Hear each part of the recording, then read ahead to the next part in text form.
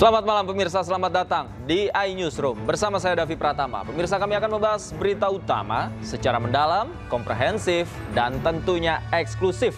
Sebagai pembuka iNewsroom kali ini, kami memiliki informasi massa yang tergabung dari berbagai elemen masyarakat mendatangi kantor Gubernur Aceh. Massa berunjuk rasa dan meminta 4 pulau dikembalikan ke Provinsi Aceh.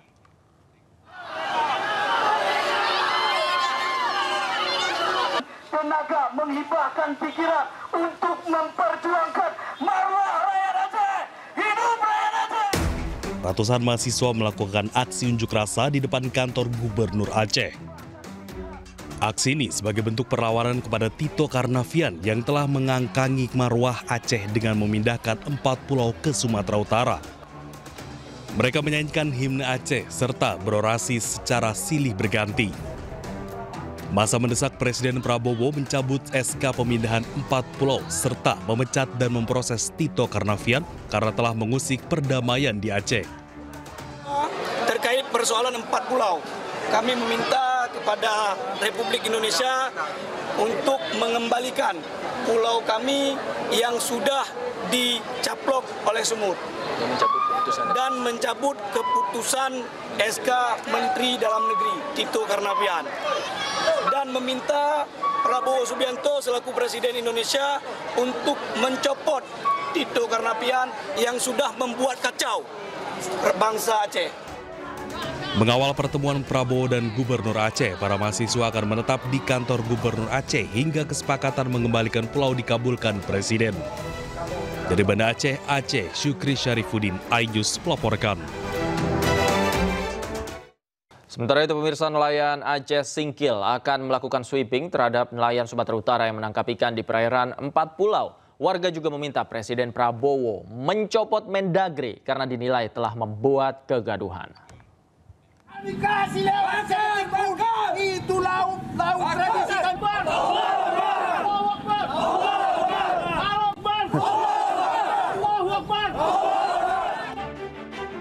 Polemik kegaduhan yang timbul pasca ditetapkannya 4 pulau Aceh ke Sumatera Utara melalui surat keputusan Mendagri masih terus bergulir. Para nelayan membentuk satu gerakan sebagai wadah perjuangan dalam mempertahankan keempat pulau tersebut. Nelayan Aceh Singkil akan melakukan sweeping terhadap nelayan Sumatera Utara yang menangkap ikan di perairan 4 pulau Aceh Singkil. Hal itu dilakukan sebagai reaksi dan protes terhadap Kemendagri. Selain itu, sweeping juga dilakukan sebagai antisipasi terjadinya illegal fishing. Nelayan Kabupaten Aceh Singkil melalui wadah Gerakan Aliansi Nelayan Aceh Singkil GANAS akan melakukan sweeping kepada nelayan Sumatera Utara yang melakukan penangkapan ikan di wilayah perairan laut 4 pulau tersebut. Selain itu, nelayan meminta Presiden Prabowo Subianto mencopot Menteri Dalam Negeri Tito Karnavian karena dinilai telah membuat kegaduhan. Dari Aceh Singkil, Aceh, Suparman Munte, iNews melaporkan. Kementerian Dalam Negeri evaluasi status 4 pulau yang menjadi rebutan antara Provinsi Aceh dan Sumatera Utara. Data dan informasi terbaru terkait 4 pulau tersebut akan dilaporkan kepada Presiden Prabowo Subianto. Rapat yang sangat penting ini. Rapat ini dihadiri oleh seluruh pihak yang terkait langsung dalam proses-proses penentuan batas wilayah, penamaan kode, dan kegiatan yang terkait dengan identifikasi rupa bumi secara nasional. Hadir Sekjen Kementerian Pertahanan, kemudian hadir juga Kepala Badan Informasi dan Geospasial, dan seluruh pihak ya, dari Angkatan Laut, Angkatan Darat, dan berbagai pihak, termasuk juga para pelaku sejarah, jajaran Kemendagri yang tadi langsung juga dihadirkan agar memberikan perspektif langsung terkait dengan proses yang ada sampai saat ini. Yang pertama, perlu kami luruskan mengenai opini yang selama ini beredar di pemberitaan dan di publik, bahwa ada hal-hal yang sifatnya terlalu spekulatif terkait dengan keputusan Menteri Dalam Negeri yang mengait kepada status 4 pulau tadi. Jadi yang terjadi adalah sebetulnya pemutakhiran data terkait dengan kode wilayah atas seluruh wilayah di Indonesia. Jadi Bapak Menteri tidak spesifik hanya menandatangani wilayah Sumatera Utara dan Aceh saja atau 40 saja, tapi seluruh Indonesia. Jadi ada 4.000 lebih lampiran keputusan yang ditandatangani oleh Bapak Menteri Dalam Negeri. Kepala Komunikasi Kepresidenan Hasan Nasbi memastikan Prabowo Subianto segera mengambil alih penyelesaian polemik 4 pulau yang diperebutkan Provinsi Aceh dan Sumatera Utara. Dalam pengambilan keputusan, Presiden akan mempertimbangkan aspirasi warga dan aspek sejarah.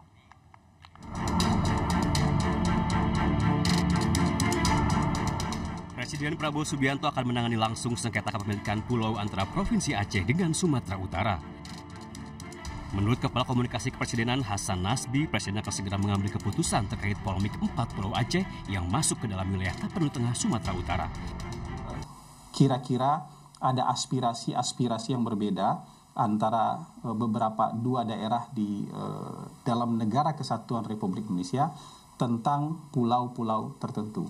Nah, ini tentu saja sesuai dengan aturan main yang ada di negara kita, maka ini diambil alih oleh pemerintah pusat.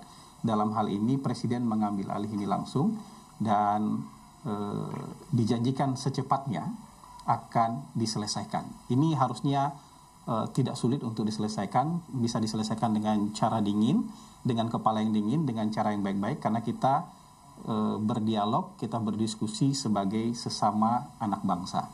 Jadi tentu Presiden akan segera mengambil keputusan secepatnya, dan dengan mempertimbangkan aspirasi-aspirasi maupun proses historis, proses administrasi yang sudah dijalankan selama ini. Adapun 4 pulau yang menjadi rebutan antara Provinsi Aceh dengan Sumatera Utara yakni Pulau Panjang, Pulau Lipan, Pulau Mangkir Besar, dan Pulau Mangkir Kecil. Gubernur Aceh Muzakir Manaf menyebut akan tetap mempertahankan keempat pulau. Ia mengklaim memiliki bukti kuat bahwa keempat pulau masuk dalam kewenangan daerahnya. Kewajiban kita, wajib kita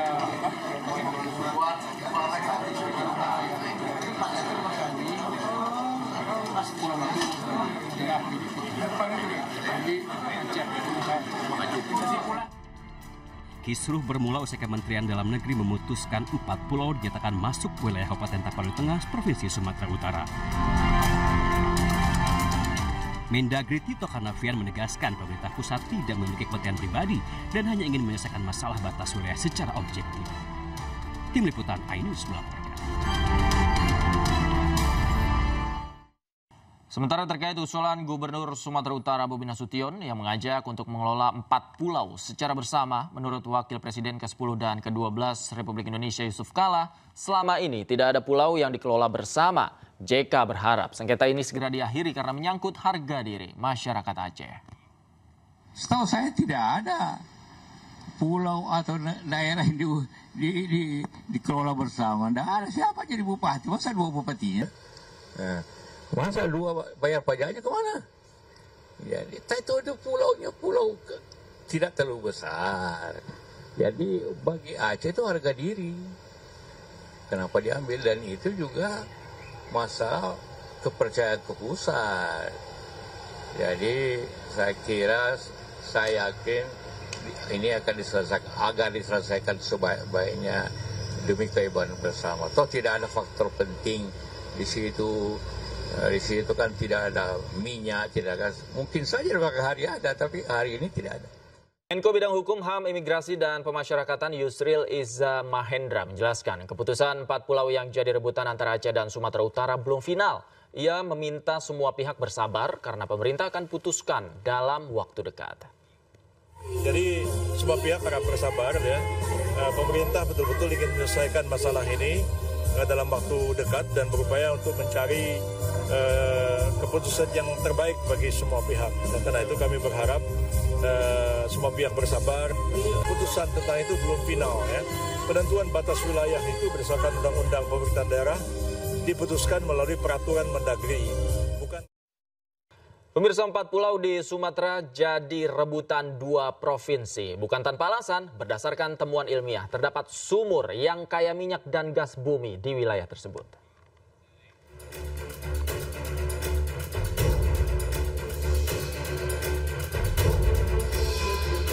Keempat pulau yang jadi rebutan Provinsi Aceh dan Sumatera Utara berdekatan dengan wilayah kerja Oswa, Kabupaten Tapanuli Tengah.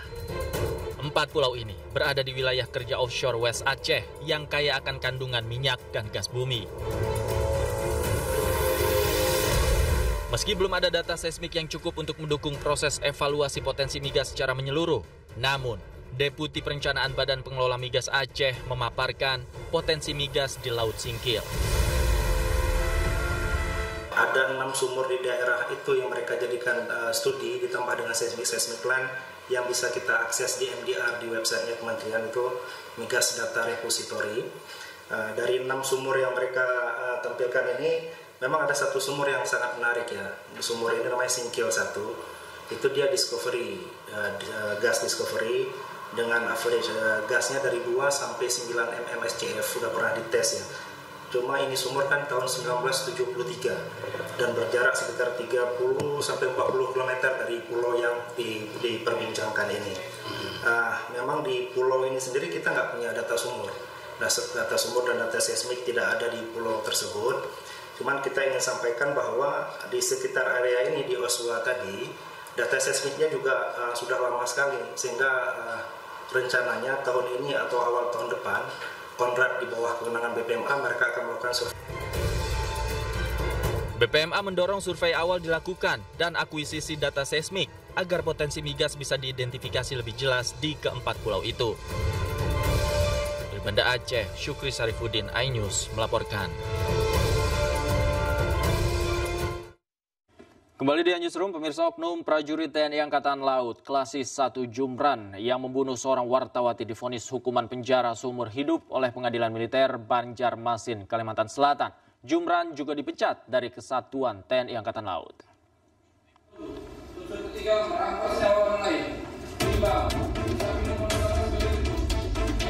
Pengadilan Militer Banjarmasin, Kalimantan Selatan menjatuhkan vonis seumur hidup terhadap Klasis 1 Jumran karena terbukti melakukan pembunuhan berencana terhadap Juwita, wartawati sebuah media di Banjarbaru, Kalimantan Selatan. Jumran juga dipecat dari Kesatuan TNI Angkatan Laut sejak vonis dibacakan majelis hakim. Di mana putusannya sesuai dengan tuntutan dari auditor militer, di mana pidana pokok penjara selama seumur hidup dan pidana tambahan dipecat dari dinas militer. Pertanyaan soal remisi atau nanti upaya hukum berikutnya seperti yang dijawab oleh terdakwa sendiri, bahwasanya sikap terdakwa saat ini adalah pikir-pikir. Jadi kita belum mengetahui apa putusan apa yang diambil oleh terdakwa. Namun pihak keluarga melalui kuasa hukumnya menyatakan tidak puas atas vonis seumur hidup atas Jumran. Keluarga menginginkan Jumran dihukum mati. Apakah dengan keluarga tadi, khususnya dengan Bang Praja dan orang tua korban, bahwa putusan hari ini yang sifatnya sumber itu belum memberikan rasa keadilan bagi keluarga korban, bahkan bagi kita yang hadir di ruangan ini. Mengapa demikian? Karena yang seharusnya dari tuntutan itu adalah hukuman mati, putusannya pun bisa lebih dari hukuman mati itu. Dasarnya apa? Dengan cara ultra petita, hakim boleh mengambil putusan di atas dari tuntutan. Kuasa hukum keluarga korban, Pazri, menegaskan pihaknya akan terus mengawal kasus ini agar dugaan adanya pelaku lain dalam kasus pembunuhan Juwita ini dapat diungkap. Dari Kota Baru, Banjarbaru, Kalimantan Selatan, Sairi, iNews melaporkan. Kita ke informasi lain, pemirsa. Presiden ke-7 Republik Indonesia Joko Widodo menanggapi santai ahli digital forensik Rismon Sianipar yang mendatangi rumah dosennya Kasmujo. Jokowi pun mempersilahkan Rismon untuk mengecek lokasi kuliah kerja nyata atau KKN di Boyolali, Jawa Tengah.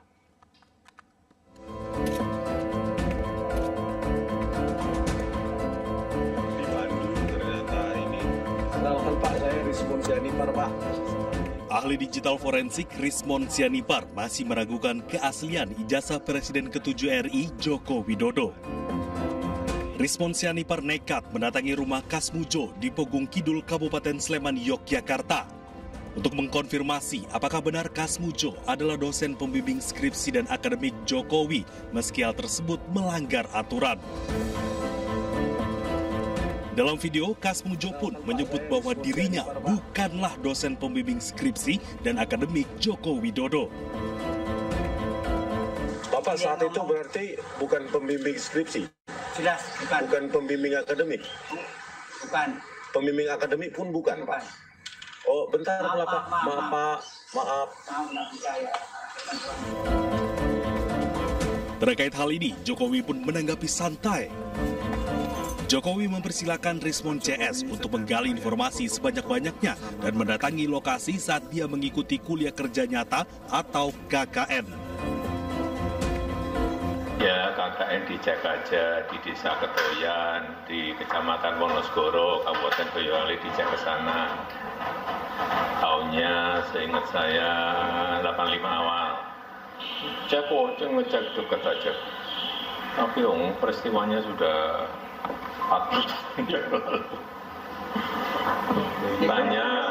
Tanya ke dulu Pak kepala desanya, kalau sudah beliau dulu waktu saya KKN sudah agak sepuh, ya tanya ke putra putrinya, gampang, dekat.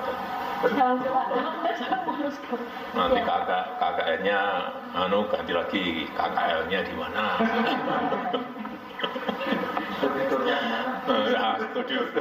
Studi turnya ada di mana? Kuliah kerja lapangan di mana? Ampun. Sebelumnya Jokowi juga telah mengunjungi rumah Kasmujo pada bulan Mei lalu. Kala itu Jokowi datang menawarkan bantuan tim hukum kepada Kasmujo atas gugatan yang dilayangkan perihal tudingan ijazah palsu.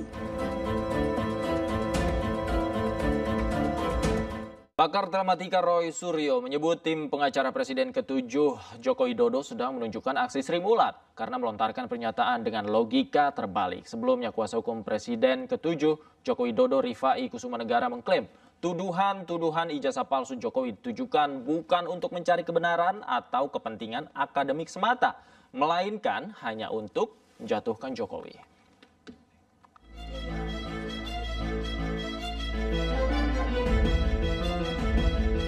Pakar telematika Roy Suryo menyebut tim pengacara mantan Presiden Joko Widodo sedang menunjukkan aksi Sri Mulat karena melontarkan pernyataan dengan logika terbalik.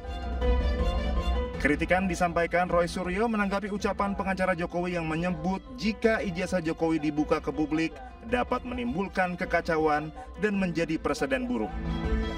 Roy Suryo menjelaskan tentang ciri khas Sri Mulat yang sering menggunakan logika terbalik untuk menerangkan sesuatu. Logika Sri Mulat. Logika Sri Mulat itu artinya kita tertawakan saja. Ya, karena Sri Mulat itu selalu kalau mau sein belok kanan tuh seinnya kiri. Ya, kalau bilang sesuatu yang bahaya itu bahaya. Gitu. Jadi malah jadi tertawaan. Mana ada orang kalau punya ijazah asli ditunjukkan itu terus jadi chaos. Nggak akan ada itu. Itu logika Sri Mulat. Logika yang terbalik-balik. Jadi kita tertawakan saja. Dan ini biarkan masyarakat yang menilai. Sebelumnya, kuasa hukum Presiden ke-7 Republik Indonesia, Rifai Kusumanegara, mengklaim tuduhan-tuduhan ijazah palsu Jokowi bukan untuk mencari kebenaran atau kepentingan akademik semata, melainkan hanya untuk menjatuhkan Jokowi. Hal ini dibuktikan selama proses penyelidikan yang sudah dilakukan kepolisian selama 2 bulan. Hasil penyelidikan pihak berwenang tetap ditolak oleh pihak-pihak berperkara sehingga tuduhan masih terus berlanjut. Sesuatu yang kami yakini semakin terbukti kebenarannya. Ya. Seperti kita saksikan bersama, semua upaya hukum, proses hukum sudah dijalankan, tadi diterangkan oleh rekan Yakub, nyatanya tetap ditolak. Bahkan terakhir-terakhir ini semakin terlihat bahwa kegiatan mereka ini bukan lagi bersifat mencari kebenaran atau kegiatan akademis. Karena banyak statement yang sangat terlihat bahwa ini sudah berbau politis. Rifai juga meminta pihak Polda Metro Jaya mengambil langkah tegas menyelesaikan laporan lain yang masuk untuk segera diputuskan apakah masuk ke tahap penyidikan atau dihentikan. Tim Liputan iNews melaporkan. Kubu Joko Widodo menyebut jika ijazah Jokowi ditunjukkan berpotensi membuat chaos dan presiden buruk. Sementara pakar telematika sekaligus terlapor, Roy Suryo menyebut chaos hanya terjadi bila ijazah tersebut palsu. Jadi sesungguhnya ketika kita dalam suatu situasi ada seseorang mempersangkakan sesuatu, kemudian dia tidak bisa membuktikannya, kemudian kita berikan presiden atau kita berikan hal, kita tunjukin, maka habis ini akan banyak orang-orang yang akan dituduhkan sesuatu, apapun itu, mau ijazah, mau apapun, mau sertifikat dan sebagainya, maka lucunya dia yang mengatakan itu tidak asli atau palsu, malah kita yang disuruh menyelesaikannya. Artinya sudah terbalik-balik hukumnya seperti itu, sehingga akan berpotensi membuat orang jadi akan dipersangkakan terus gitu loh. Misalnya ada seorang bupati, gubernur, menteri ditanya, nih ijazahmu palsu. Kemudian dia harus membuktikannya. Loh, kemarin si A membuktikan dengan memberikan ijazahnya kok akan menjadi chaos menurut kami. Seperti itu, Anissa. Pak Roy, silakan langsung tanggapannya. Chaos seperti apa? Menurut Anda? Kita kalau menjawab itu insya Allah mesti harus dengan menggunakan referensi ya semuanya. Jadi yang namanya chaos itu kan berasal dari bahasa Yunani. Asal katanya chaos. Chaos itu artinya huru-hara, kerusuhan, gitu ya. Gitu. Jadi ini lebay lah, gitu istilahnya. Makanya saya sebut kemarin Mbak Anissa, beli istilah dari Pak Rifai kemarin itu adalah istilah yang mengada-ada, bahkan kayak lawakan Sri Mulat gitu ya. Jadi kalau mau belok kiri, sayanya kanan. Nggak akan ada yang namanya chaos. Ya. Chaos itu kalau ijazahnya palsu. Nah itu baru chaos. Jadi kalau ijazahnya memang asli ya, kenapa takut gitu loh. Dan sebenarnya pembuktian ijazah asli ditunjukkan itu sesuai dengan Undang-Undang Keterbukaan Informasi Publik. Bukan hanya pasal 17 yang dikecualikan.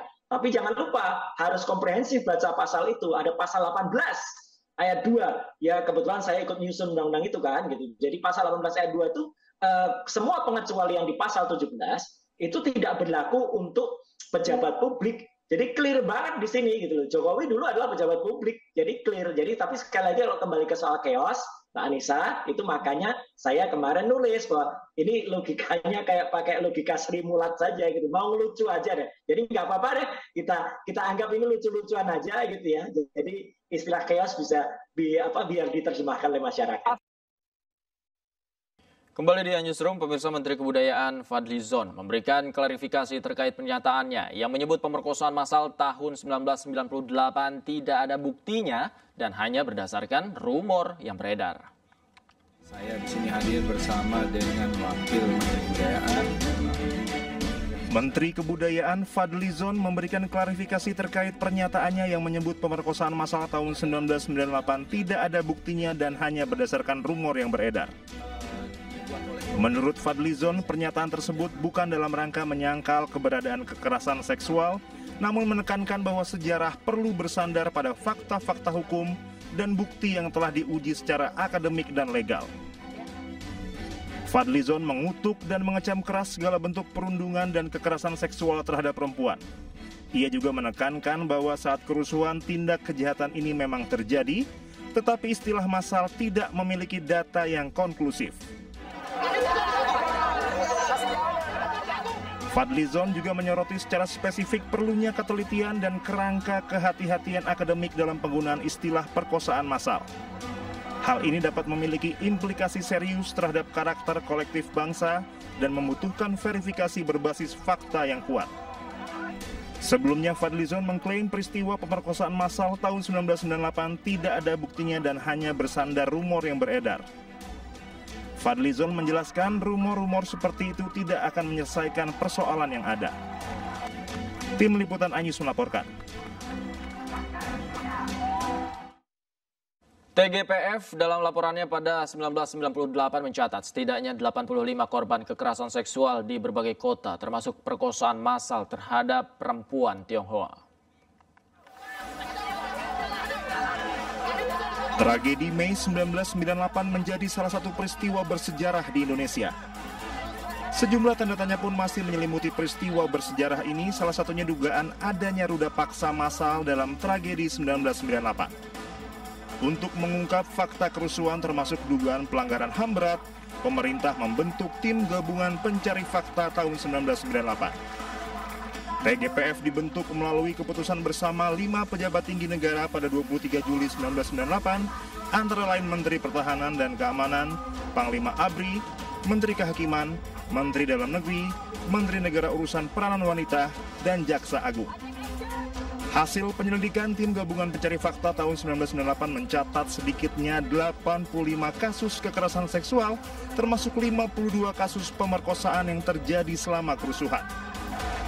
Temuan ini disampaikan langsung kepada Presiden B.J. Habibie dan menjadi dasar pengakuan resmi negara atas pelanggaran HAM terhadap perempuan.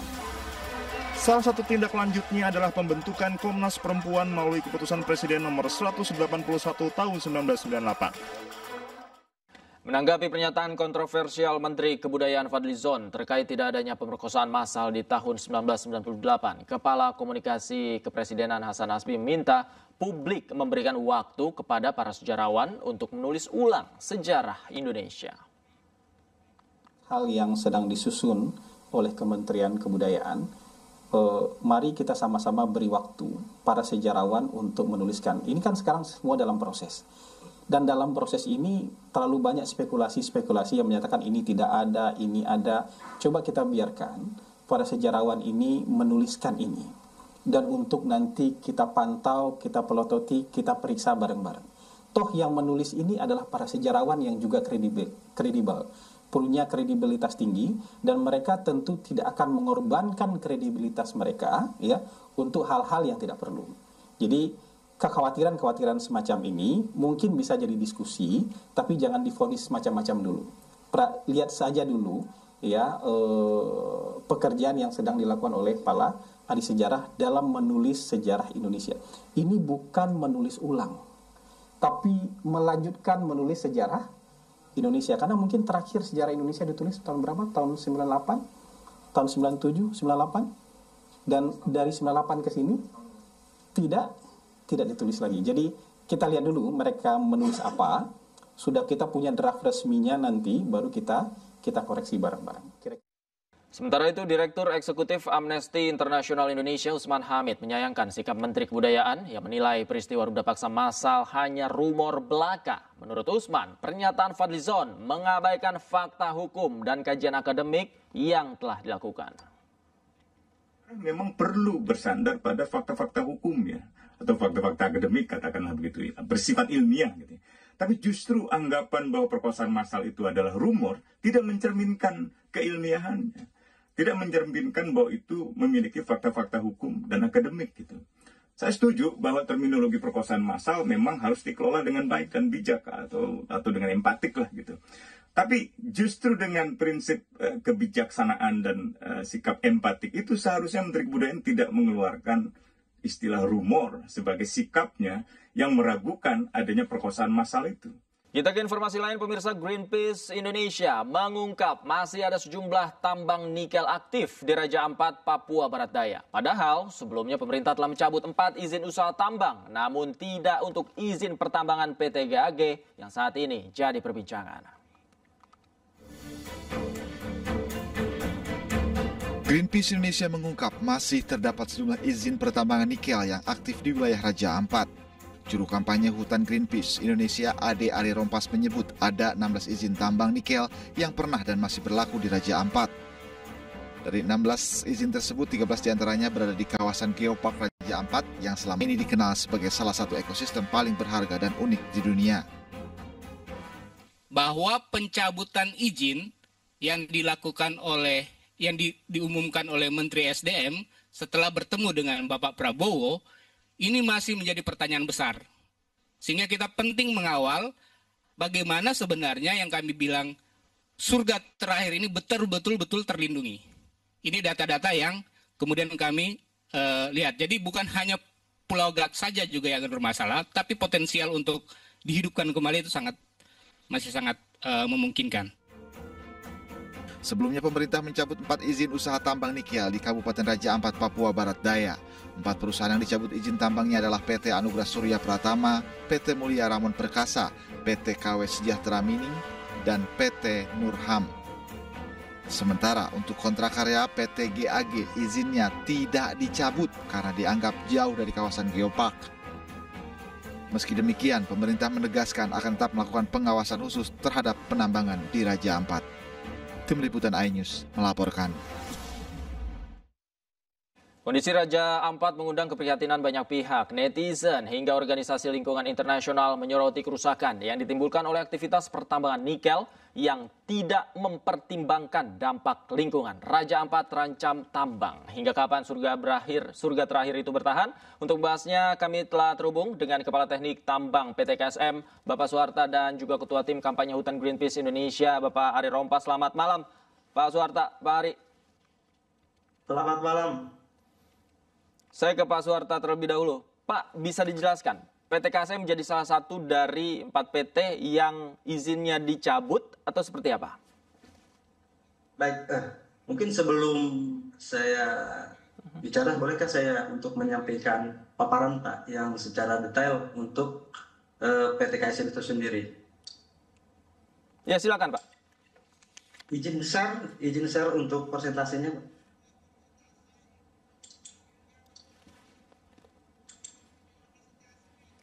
Masih belum bisa, mohon izin. Baik, langsung disingkat saja Pak, poin-poinnya apa saja Pak? Oh, baik. Oke. Yang pertama, kami sudah memiliki beberapa legalitas terkait perizinan. Yang pertama, yaitu kami sudah memiliki izin dari Bupati Raja Ampat itu sejak tahun 2013 yang ditandatangani oleh Bupati Raja Ampat itu pada tahun 2013 di bulan Desember tanggal 30. Ada beberapa izin juga yang kami miliki dari izin-izin lainnya yang dari kementerian, yang salah satunya yaitu izin pengoperasian versus kami juga sudah memiliki izin. Kemudian kami juga sudah memiliki izin lingkungan dari Kementerian Lingkungan Hidup dan Kehutanan waktu masih KLHK ya. Kemudian kami juga memiliki persetujuan RKB, di mana perusahaan yang sudah memiliki persetujuan RKB itu bisa melakukan beroperasi. Jadi kami berkegiatan di Raja Ampat ini tidak hanya semata-mata bekerja begitu saja, tapi ada izin-izin dari yang berwenang gitu. Kemudian kami juga sudah memiliki izin pinjam pakai kawasan hutan, di mana izin itu juga sudah diterbitkan oleh Kementerian Lingkungan Hidup dan Kehutanan. Dan ada izin-izin lainnya di kementerian yang lainnya seperti izin PKKPR Laut. Kami juga sudah memiliki izin-izin itu dan itu memang semuanya legal, gitu. Seperti itu. Kemudian untuk bicara mengenai perihal posisi di mana PT KW Sejahtera ini, kita itu sudah ada tata ruang atau alokasi ruangnya ya, di mana PT KW itu sendiri sejak tahun 2019 itu ada RZWP dari Papua Barat Daya yang sampai tahun 2019 sampai tahun 2039, di mana tata ruang itu sudah ada tiga tambang yang sudah ada sebelum tambang yang 2 itu terbit. Kita ini sudah ada, salah satunya yaitu PT Gaknikel, kemudian PT KW Sejahtera ini, PT Anugerah Surya Pratama. Nah, di mana ketiga PT ini sudah terbit sejak lama. Dan kalau kita bicara mengenai geopark itu baru terbit di tahun 2020 dan diresmikan di 2023. Baik. Secara tidak langsung kami ini sudah berdiri sebelum geopark itu berdiri, Bapak Ibu semuanya. Seperti itu. Oke, baik. Saya ke Bang Ari. Bang Ari, melihat tadi klaimnya Pak Suharta bahwa izin dari banyak lembaga sudah dimiliki sebenarnya, kemudian izin operasional juga sudah ada. Tanggapan Anda seperti apa? Ya, pertama-tama yang mengatakan bahwa yang hanya punya izin yang sudah dapat RKAB itu adalah PT GAG, itu menurut Pak Bahlil yang punya kewenangan itu. Jadi mungkin Pak Suharta silakan menanyakan itu, karena yang punya kewenangan soal itu adalah yang memberi izin gitu ya. Yang pasti bagi kami bahwa usulan geopark itu sudah lama. Dan kenapa itu menjadi sangat penting, bahwa satu kesatuan ekosistem itu sangat penting kita melihat dalam konteks Raja Ampat gitu ya. Yang seharusnya wilayah-wilayah itu gitu ya terlindungi oleh ekspansi pertambangan, apalagi salah satunya Pulau KW ini gitu ya, itu adalah kategori pulau-pulau kecil. Nah, saya nggak tahu, misalnya kami menemukan ada surat dari Kementerian KKP kepada KLHK menanyakan soal rekomendasi dan perizinan terkait dengan pulau-pulau kecil, termasuk Pulau KW. Ini kan jelas di dalam undang-undang, bahkan Pulau KW itu adalah pulau yang lebih kecil dari 100 km persegi gitu ya, dan itu nggak boleh ditambang. Oke. Artinya memang oke, di beberapa izin-izin sudah dilakukan, tapi ini pernyataan dari Kementerian yang berwenang ya, Pak Bahlil selaku SDM belum punya RKAB gitu ya. Yang kedua juga Kementerian Kehutanan yang sekarang juga telah menemukan ada aktivitas di luar izin pinjam pakai kawasan hutan. Yang ketiga juga bahwa Kementerian Lingkungan Hidup itu juga sudah melakukan penyegelan. Berarti ada fakta-fakta yang kemudian ditemukan oleh instansi atau kementerian yang terkait dengan pelanggaran.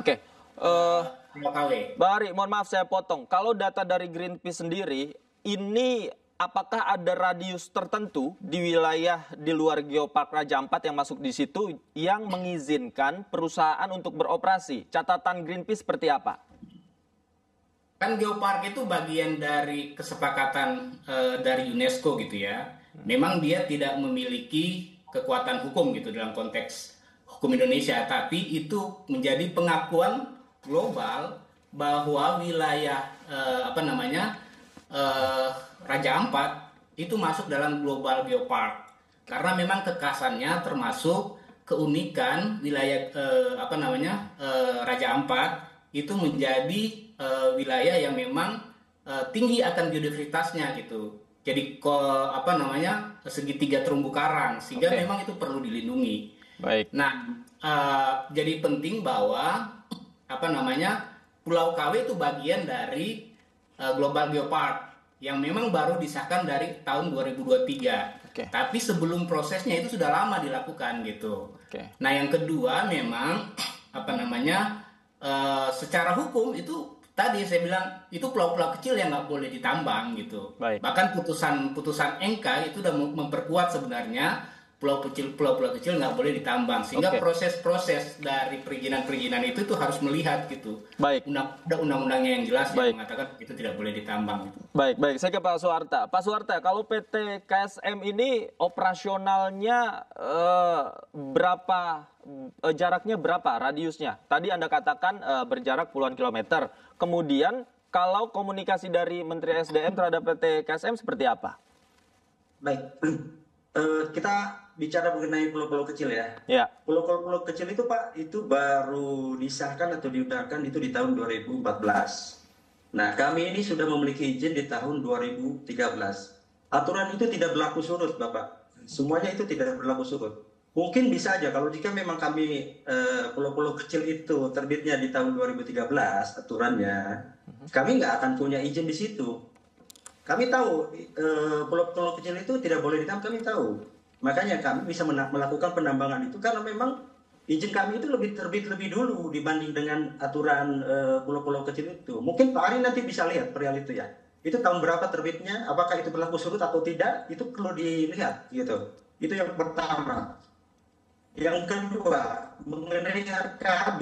Memang RKAB kami ini Pak, kami di tahun 2024 itu sudah memiliki RKAB dan tahun 2023 juga sudah memiliki RKAB. Makanya kami melakukan berkegiatan di tahun 2023 dan 2024. Untuk 2025 kami itu melakukan revisi karena memang di dokumen studi kelayakan kami itu di tahun 2025 dan 2026 itu tidak ada perencanaan. Makanya kami melakukan revisi.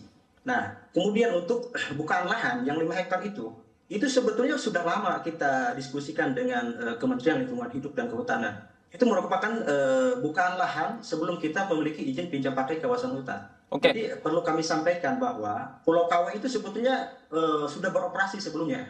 Dan memang waktu itu bukan kami pemiliknya, dan kami juga merupakan salah satu pemilik yang kedua dari pemilik sebelumnya.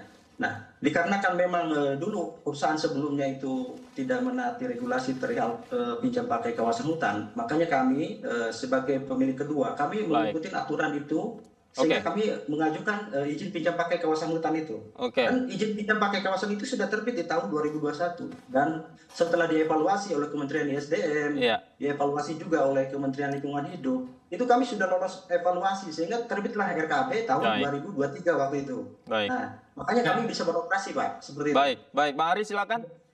Ya, jadi kalau dibilang Undang-Undang Nomor 1 Tahun 2014 terbit setelah izin dikeluarkan 2013, sebenarnya undang-undang yang paling ininya adalah Undang-Undang Nomor 27 Tahun 2007. Itu tidak ada perubahan makna sebenarnya soal tambang-tambang pengelolaan wilayah pesisir dan pulau-pulau kecil. Jadi Undang-Undang Nomor 1 Tahun 2014 itu adalah merujuk juga kepada Undang-Undang Tahun Nomor 27 Tahun 2007 gitu. Jadi sebenarnya kalau mau dibilang ya sudah ada di undang-undang sebelumnya, dan itu diperkuat dengan Undang-Undang Nomor 1 Tahun 2014. Yang secara substansi itu tidak berubah soal pulau-pulau kecil gitu ya. Baik, secara substansi tidak berubah, hanya saja mungkin penafsirannya yang agak berbeda antara satu pihak dan dengan pihak yang lain seperti itu ya. Baik. Nah, artinya itu mematahkan sebenarnya apa yang disampaikan sama Pak Suharta soal izinnya dulu terbit baru kemudian undang-undangnya gitu. Baik, kita lihat nanti akan prosesnya seperti apa ke depan, karena ini masih menjadi sorotan. Terima kasih Bang Ari Rompas, Pak Suharta juga terima kasih sudah bergabung bersama kami. Sayang sekali waktu kita terbatas. Terima kasih Bapak-bapak. Selamat malam, sehat selalu. Perang Iran dengan Israel semakin memanas. Pemerintah Iran mengancam akan menggempur Israel dengan serangan yang lebih keras. Iran menyebut dunia akan segera melihat jatuhnya arogansi Israel.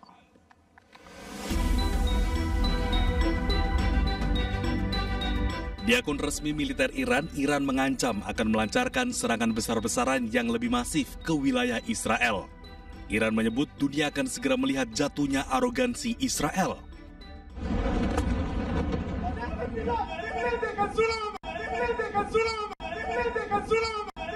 Serangan Iran ke dua wilayah Israel, yakni Tel Aviv dan Yerusalem, terus berlangsung sejak Jumat dini hari. Ratusan drone dan rudal menghancurkan sejumlah objek vital di Israel. Pemerintah Israel meminta warganya mencari perlindungan. و همکنون بانک کاملی از اطلاعات تمامی اماکن و نقاط حیاتی حساس و مهم شما را در اختیار داریم. تأکید می‌نماییم نگذارید رژیم جنایتکار از شما به عنوان سپر انسانی استفاده نماید. از سکونت و تردد در نزدیکی اماکن یاد شده خودداری کنید و بدانید حضور در پناهگاه‌های زیر زمین برای شما امنیت ایجاد نخواهد کرد.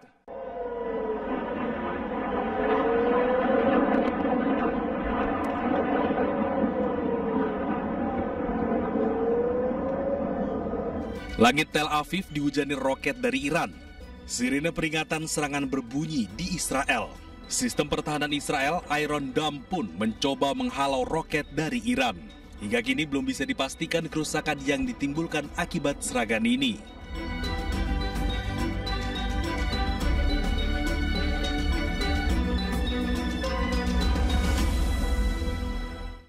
Sementara itu, Presiden Amerika Serikat Donald Trump optimis tentang penyelesaian ketegangan antara Israel dan Iran. Ia yakin akan ada kesepakatan untuk meredakan konflik antar dua negara tersebut.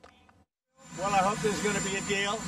I think it's time for a deal and we'll see what happens, but sometimes they have to fight it out, but we're going to see what happens. I think there's a good chance there'll be a deal. Sementara itu, warga Lebanon bersuka cita pada hari Jumat saat Tel Aviv dihantam rentetan rudal balistik yang ditembakkan Iran ke Israel.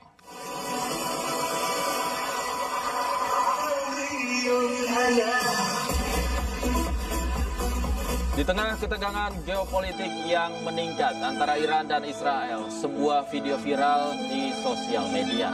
Alih-alih panik dan sembunyi, Sejumlah warga Lebanon merayakan serangan Iran ke Haifa, Israel dengan berpesta di atap sebuah hotel. Kemeriahan pesta diiringi oleh pemain saksofon, sementara para tamu mengabadikan langit malam Lebanon yang dilintasi hujan rudal Iran yang menyerang sejumlah fasilitas vital di wilayah Israel. Lebanon yang berbatasan langsung dengan Israel memiliki kelompok bersenjata Hizbullah yang pro-Iran. Lebanon termasuk wilayah paling rentan dalam konflik Iran-Israel. Tahun lalu, Lebanon terdampak serangan udara Israel setelah Hizbullah menyerang menyusul konflik di Gaza.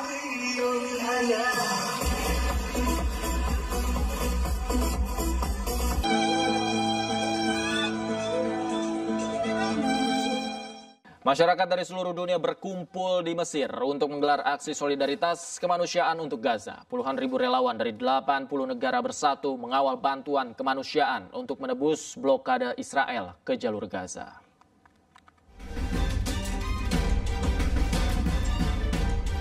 Sosial media dari berbagai negara menyerukan akan adanya Global Long March menuju Gaza.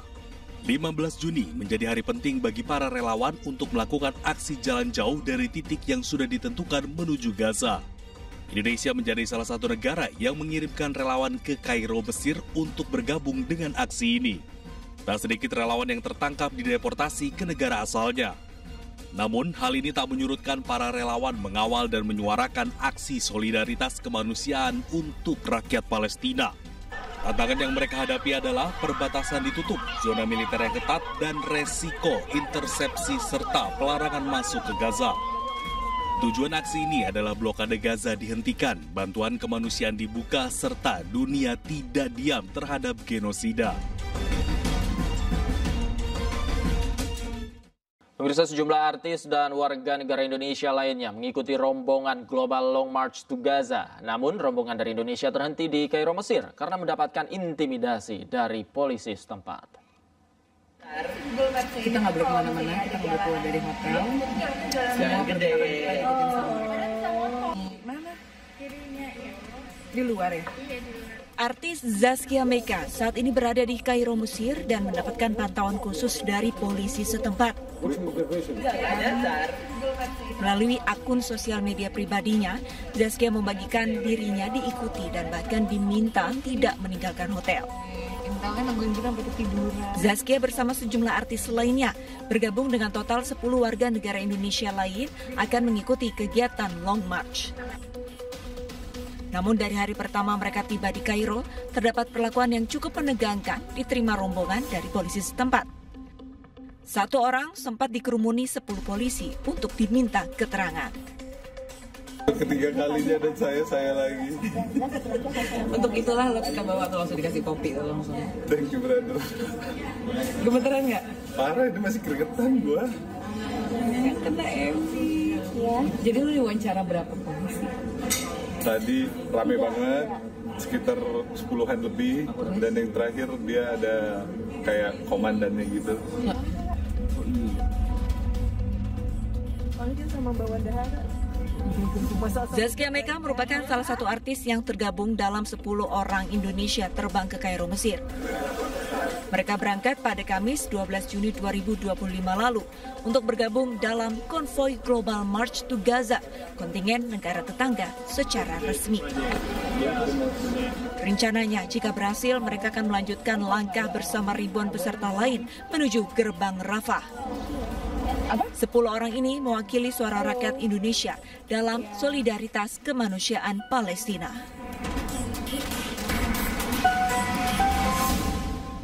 Pemirsa, sebuah tabung gas LPG 3 kg meledak yang mengakibatkan 4 orang kritis. Selain itu, ledakan membuat 2 bangunan milik warga hancur.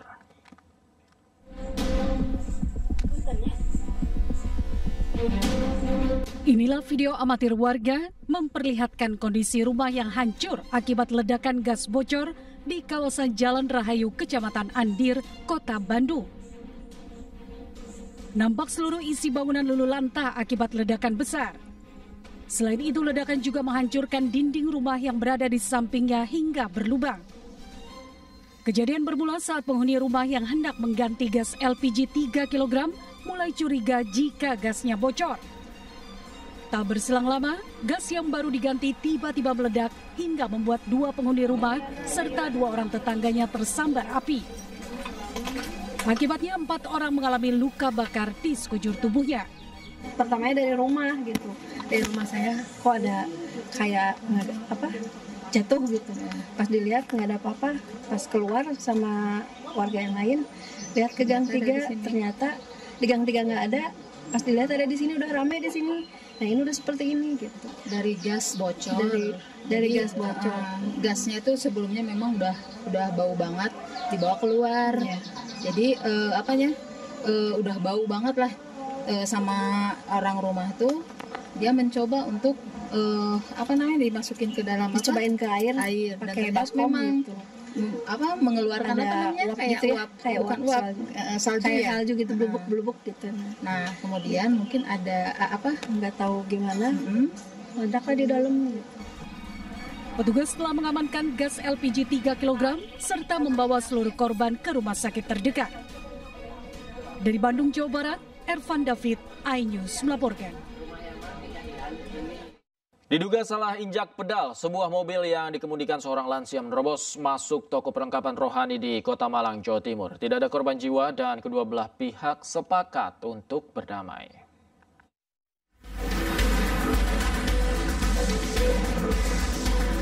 Terekam pada kamera pengawas dalam toko Dioses Perlengkapan Rohani, Jalan Agung Suprapto, Kota Malang, Jawa Timur. Sebuah minibus menerobos masuk ke toko. Pengemudi seorang bapak-bapak yang sudah berusia lanjut keluar dari mobil, seperti menyesal akan kesalahannya hingga terduduk lemas.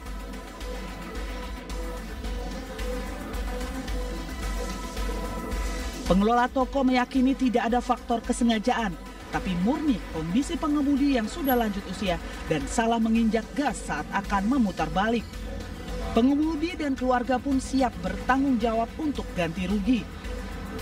Kita butuh waktu untuk mendata total kerugian yang kami alami dari kejadian kemarin. Namun dari pihak keluarga bertanggung jawab untuk menanggung kerugian yang terjadi. Jadi sekali lagi memang bukan ada unsur kesengajaan, tetapi memang murni karena faktor kondisi fisik dari yang bersangkutan. Ketika putar balik itu mau minjak rem peluru gas. Jadi minjak rem peluru gas, memang kondisi usia yang lanjut. Akhirnya sampai masuk ke toko toko di depannya. Cuman ini masing-masing dia masih bermediasi, bermusyawarah untuk ganti rugi. Kasus kecelakaan ini pun sudah dimediasi oleh Unit Penegakan Hukum Polresta Malang Kota. Para pihak sudah bersepakat untuk berdamai dan menyesali kasus kecelakaan ini terjadi dengan cara kekeluargaan. Viral di media sosial, seorang ibu menurunkan 2 anaknya di pinggir jalan dan diduga disuruh mengemis. Sementara seorang pengemis tunanetra mengamuk saat terjaring razia.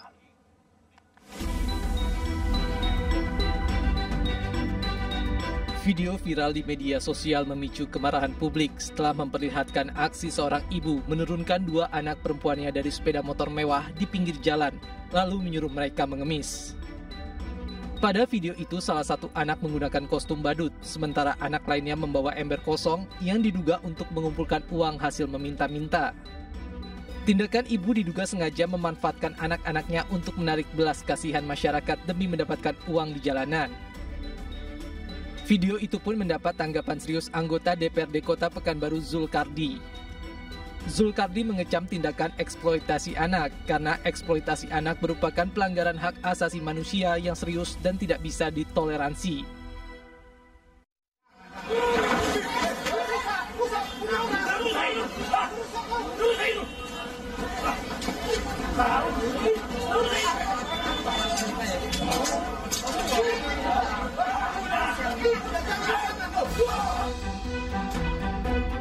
Video penertiban pengemis tunanetra oleh petugas gabungan dari Dinas Sosial, Satpol PP, dan Polres Pematang Siantar ini viral di media sosial.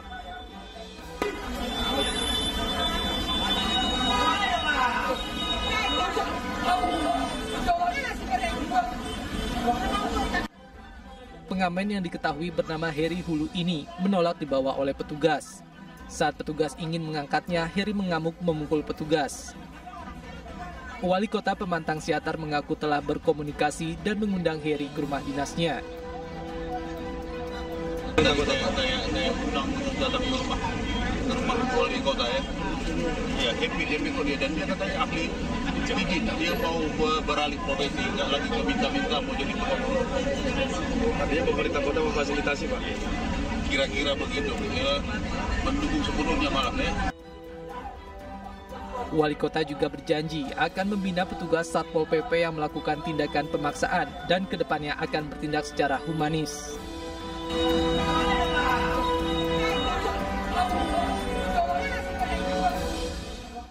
Diduga melakukan pelecehan seksual terhadap anak di bawah umur, seorang karyawan minimarket di Tangerang, Banten diamankan warga. Pelaku nyaris diamuk warga saat diamankan.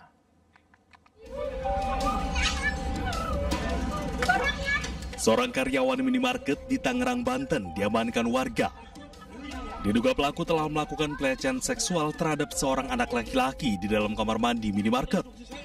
Pelaku nyaris diamuk warga saat diamankan warga setempat. Peristiwa terjadi saat korban hendak membayar ke kasir. Pelaku mengiming-imingi korban dengan isi ulang voucher game gratis dan mengajak korban ke kamar mandi minimarket dan melakukan aksi tidak terpuji tersebut kepada korban. Aksi bejat pelaku diketahui orang tua korban setelah korban kembali ke rumahnya karena korban berjalan tidak seperti biasanya dan saat diperiksa terdapat cairan sperma di lubang anus korban. Usai mengetahui hal tersebut, orang tua korban serta warga sekitar langsung mendatangi minimarket dan menahan pelaku. Konsep rumah subsidi yang tengah dirancang pemerintah akhirnya dirilis. Rumah bersubsidi ini hadir dengan ukuran 14 meter persegi dan 23,4 meter persegi.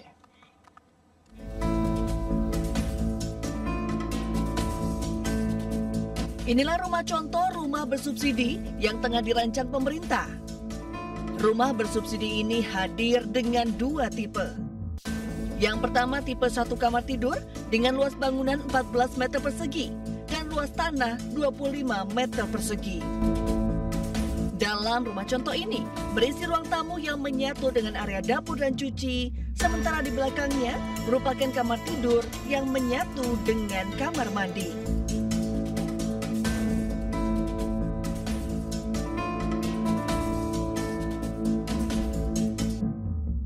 Sementara tipe kedua dengan 2 kamar tidur dengan luas bangunan 23,4 meter persegi dan luas tanah 26,3 meter persegi. Tipe kedua ini berisi ruang tamu dan juga kamar tidur dan kamar mandi, sementara 1 kamar tidur lain berada di bagian mezanin. Rumah bersubsidi yang dipamerkan di salah satu pusat perbelanjaan di kawasan Semanggi ini pun menuai sejumlah tanggapan dari para pengunjung. Pemirsa, Presiden Republik Indonesia Prabowo Subianto memulai rangkaian kunjungan kenegaraannya di Singapura dengan menghadiri upacara penyambutan kenegaraan di Parliament House Senin pagi. Kedatangan Presiden Prabowo disambut langsung Presiden Singapura Tharman Shanmugaratnam. Presiden Prabowo dan Presiden Tharman berjalan berdampingan melewati karpet merah menuju tempat utama upacara kenegaraan berlangsung. Setelah upacara penyambutan, Presiden Prabowo menandatangani buku tamu sebagai simbol penghormatan dan persahabatan antar kedua negara. Agenda kenegaraan kemudian dilanjutkan dengan kunjungan kehormatan Presiden Prabowo kepada Presiden Tharman Shanmugaratnam beserta delegasi masing-masing. Presiden Tharman menyampaikan apresiasi atas kehadiran Presiden Prabowo dalam kunjungan kenegaraan perdananya ke Singapura. Ia juga mengenang hubungan baik yang telah terjalin sejak lama antara Presiden Prabowo dan Singapura.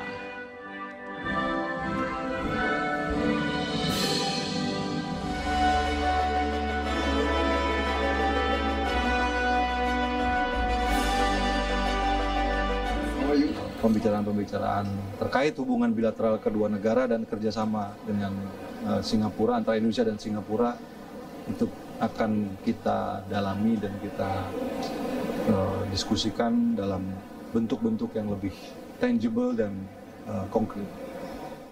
Pemirsa, balon udara yang mengangkut wisatawan asal Indonesia jatuh dan mendarat keras di Turki bagian tengah. Dalam insiden ini, pilot balon udara tewas dan sedikitnya 12 WNI terluka. Dan informasi yang akan hadir ini sekaligus menutup jumpa kita di iNewsroom malam hari ini. Temukan informasi-informasi terbaru lainnya di www.inews.id.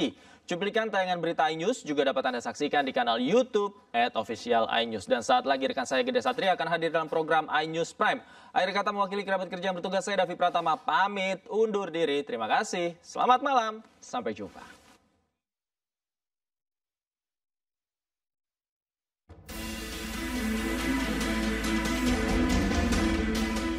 Dua balon udara yang melakukan penerbangan wisata dari Lembah Ilara mendarat keras di dua lokasi berbeda pada hari Minggu waktu setempat.